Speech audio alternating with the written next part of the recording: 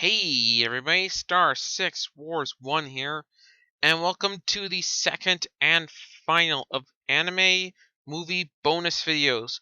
For this one, we are taking a look at the Disappearance of Haruhi Suzumiya. Oh, I got an interesting story about this one. I've heard about this movie from a very long time, ever since watching Yeizo Otaku's review of it.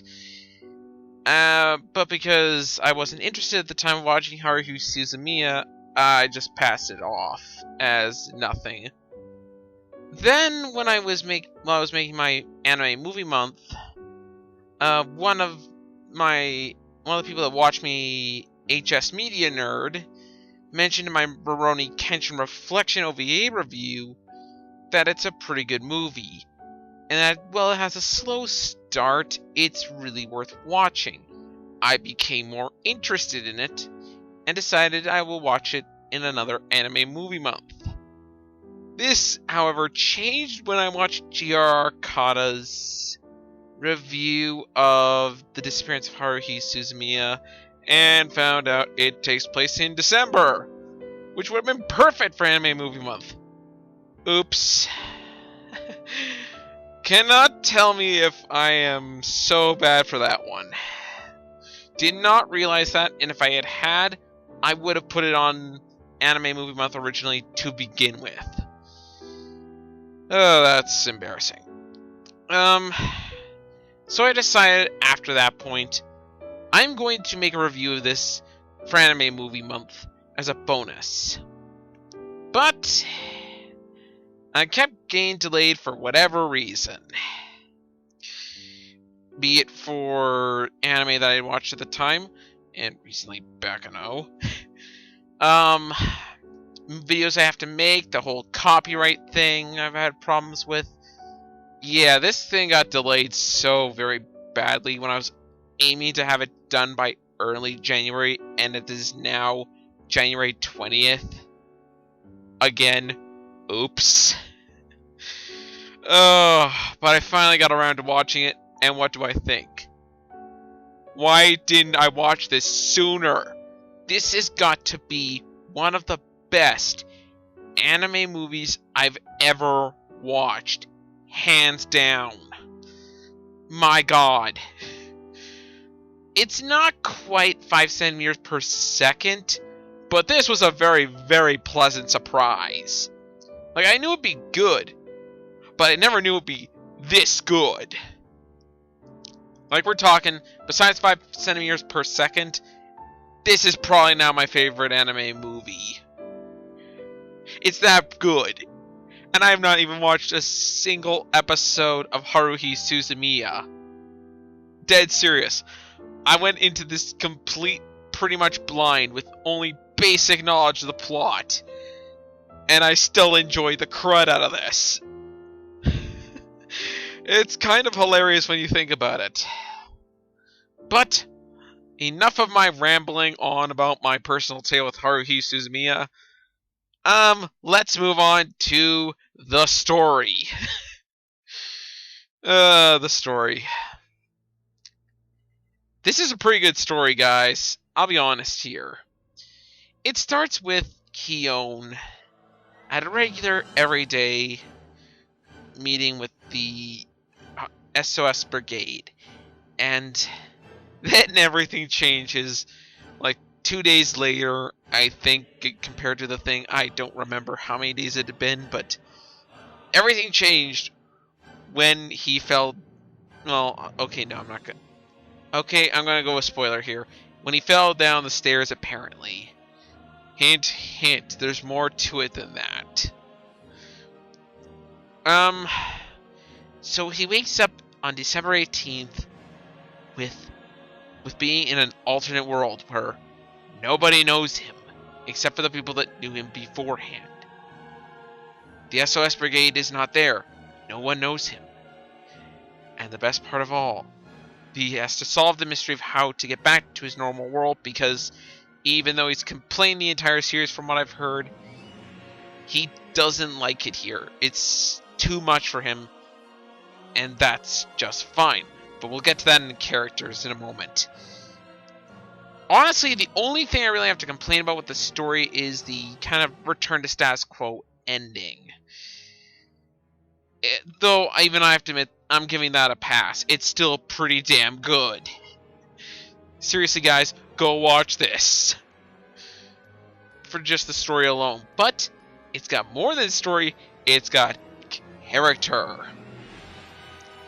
Now, I don't quite remember all the characters' names, so if I cannot pronounce them all, please don't remind me. We have Mikuru Asuhana. To me, she's kind of the weakest character in the film. I think we got complaints about this, but I don't see her character. This is the one thing I don't like about her character, and the one thing that's passable about the movie is Azuhana herself. Ikutsuki Koizumi is not much better, but he's got a little bit more of a presence in this one, and to give him credit, he's voiced by Johnny Young Bosch, who does a bang-up job for what little time he has in it. Then we have Ryoko Asukara. Okay, even I don't need to know anything about the series to feel that she is creepy. She is creepy. And unfortunately, she's voiced by Bridget Hoffman, who's done some very cutesy roles like Maharo and Jerry Kato from Digimon Tamers. And then she's done things like the D Reaper and the more creepy version of Nia Templin from Gurren Lagann.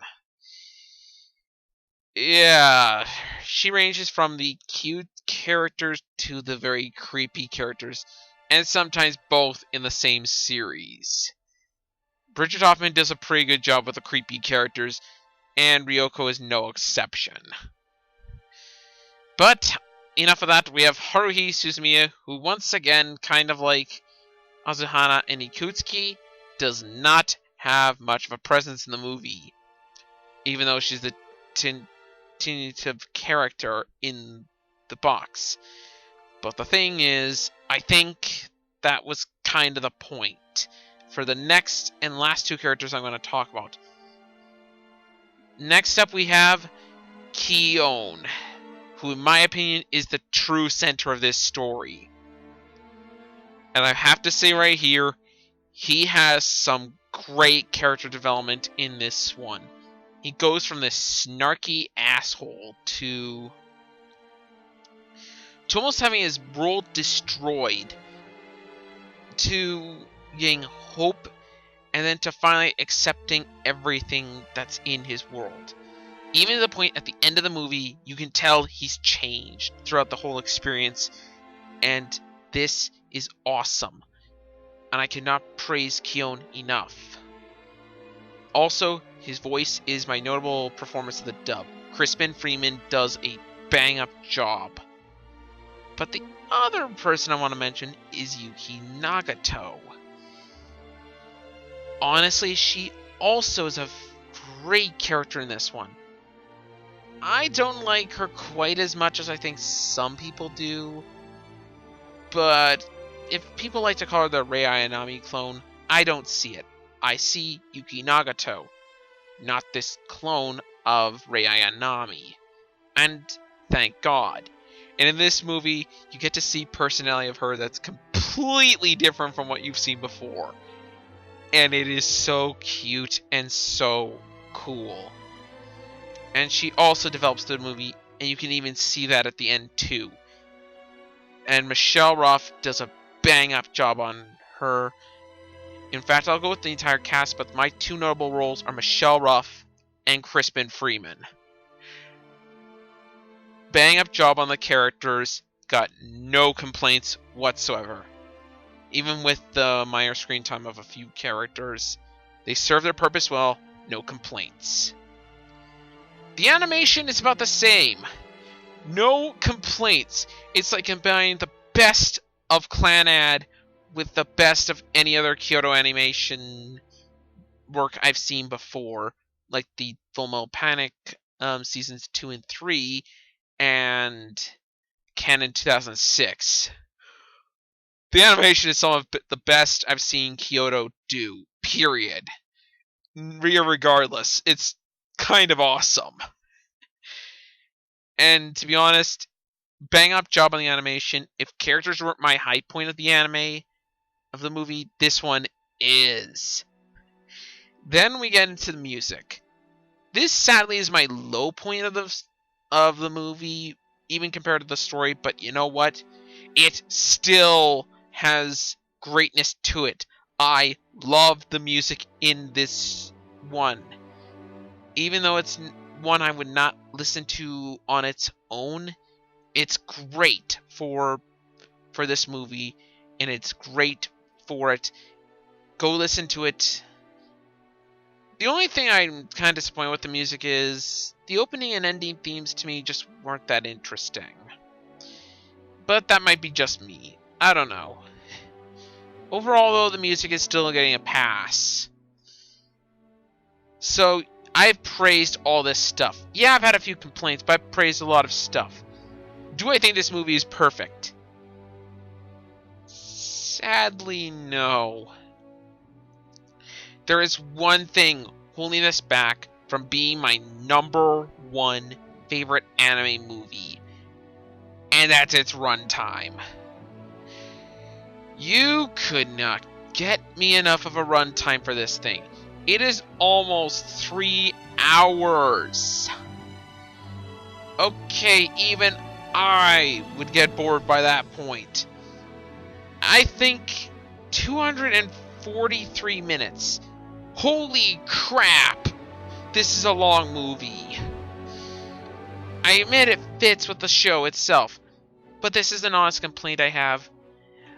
I really think you need to just tone down the time a little bit. That's the only complaint I really have that breaks it. But even then, this is still an amazing movie. My God. I did not think I would like this as much as I did, but I really do.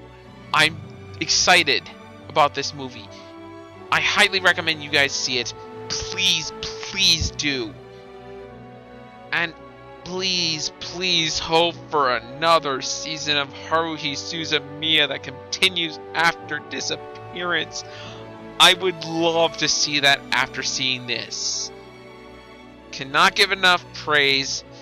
So, final conclusion, great movie. Go watch it, even if you've not seen the series like myself.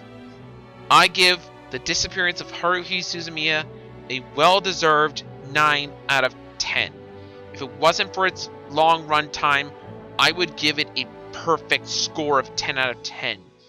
So it's just shy of it by one thing. But me saying that is a pretty damn good compliment. Even the slow start, which I actually think just helps build to the story, it seriously is a movie you should watch.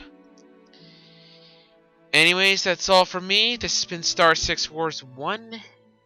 And thank you for watching these anime movie months with me. And I hope to do more of these in the future. See you guys then.